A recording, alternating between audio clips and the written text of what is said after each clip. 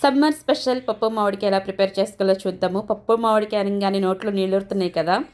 Trust me, తిన్న ఎవరైనా ఫిదా అవ్వాల్సిందే. నేనైతే ఒక మామిడికాయ తీసుకున్నాను. అలాగే ఒక కప్పు కందిపప్పు తీసుకొని నీట్‌గా కడిగేసేసుకొని నేనైతే కుక్కర్‌లో ప్రిపేర్ చేస్తున్నాను. ఈ మామిడికాయ ముక్కలు సన్నగా తరుక్కోవాల్సిన అవసరం లేదు. పెద్ద ముక్కలుగా వేసేసుకొని ఈ ముక్కలతో పాటు టెంకి కూడా వేసుకోవాలి. అప్పుడే పప్పు మామిడికాయ చాలా టేస్టీగా ఉండిద్ది. పసుపు, మీరు తినే స్పైస్‌ని బట్టి కారం అనేది వేసుకోండి. కారం ఎక్కువ ఉంటేనే పప్పు చాలా టేస్టీగా ఉంటుంది.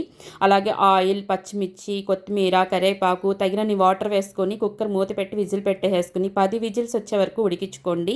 పప్పు మంచిగా మెల్ట్ అయిపోయిద్ది. పప్పు అయితే చక్కగా మెదిపేసేసుకొని తగినంత ఉప్పు వేసుకొని పప్పుకి పోపు పెట్టేసుకోండి. మంచిగా వెల్లుల్లిపాయలు, ఆవాలు, జీలకర్ర, సాయి మినపప్పు, ఎండుమిర్చి, కరివేపాకు ఇవన్నీ వేసుకొని మంచిగా పప్పుకు పోపు పెట్టారంటే నిజంగా కమ్మటి వాసనతో ఇల్లంతా గుమగుమలాడిపోవాల్సిందే. అంత టేస్టీగా ఉండిద్ది. ఈ సమ్మర్ స్పెషల్గా మామిడికాయ పప్పు మీరు కూడా మీ ఇంట్లో చేసుకుని ట్రై చేయండి, టేస్ట్ చేయండి. ఎలా వచ్చిందో కామెంట్ చేయండి. మన ఛానల్ సబ్స్క్రైబ్ చేయండి.